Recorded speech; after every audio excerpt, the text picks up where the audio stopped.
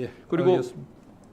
다음은 이제 김건희 여사 명품백 사건 불기소 처분을 했습니다.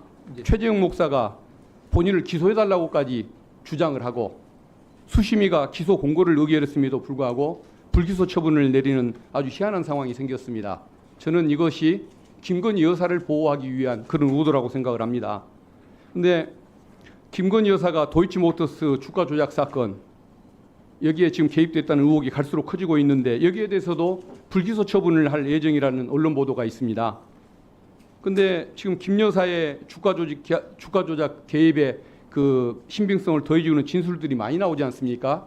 이종호 씨와의 그 수사 전후로 한 40여 차례 통화, 항소심 판결문에 김건희 여사 이름이 87번이나 언급되는 상황, 그리고 2차 주가 조작의 그 주범이었던 김모 씨, 언론에 의하면은 김건희 여사와 그리고 권오수, 이종호 이 세 사람은 한 배를 탄 BP 블랙펄 아마 흑진주라고 아까 표현했던가요?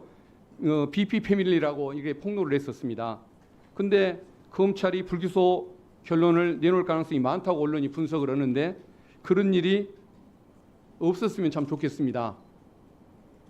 어떨까요? 드려도 되겠습니까?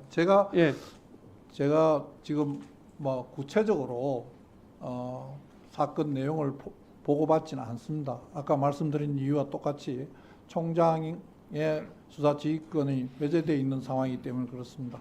근데 언론이나 1, 2심 판결문에 나온 것을 이렇게 보면 지금 문제가 되고 있는 각종 단독하는 그 보도 내용들이 2021년 10월, 11월 이 경에 전부 수집되어 있던 자료들이고 이를 숨기거나 뭐 감추거나 한 게 아니고 법정에 증거로까지 다 제출되어 있는 자료라는 내가 사실은 확인했습니다. 그 점도 좀 감안해 주시면 고맙겠습니다. 알겠습니다. 지금 항소심 판결 이후에까지 이런 내용들이 폭로가 되고 있는데 이런 것들이 원래부터 검찰이 알고 있었던 자료라고 한다면 그것을 기소를 최근까지 다 안고 있었던 검찰은 좀 문제가 있다는 생각을 해봅니다.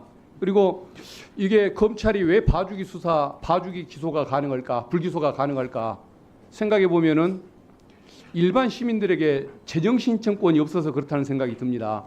그러니까 고소인들, 직접 피해 당사자만 재정신청권이 있고 시민들에게, 시민단체에게는 즉 고발인의 입장에 있는 사람들에게는 재정신청권이 주어지지 않아서 이런 문제가 생긴다는 생각이 드는데 이런 문제를 해결하기 위해서 그 고발인들에게도 재정신청권을 확대해가지고 검찰의 기소독점주의 원칙을 깨는 그 제도를 좀 확대하면 어떨까 이 생각을 했는데 장관님 의견 좀 밝혀주십시오. 위원님께서 말씀하시는 고발인들의 권한을 좀 확대해야 된다는 부분에 일리 있는 부분이 있다고 생각합니다. 그렇지만은 수사권 조정으로 그 경찰에서 불기소 처분을 한 사건에 대해서 고발인들의 권한이 사실 없습니다.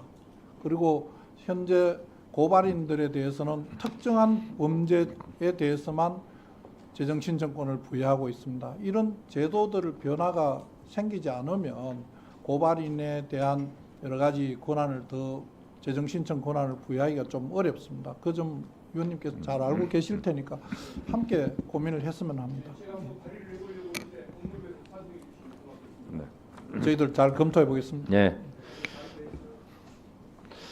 네, 장관님. 예. 지금 매우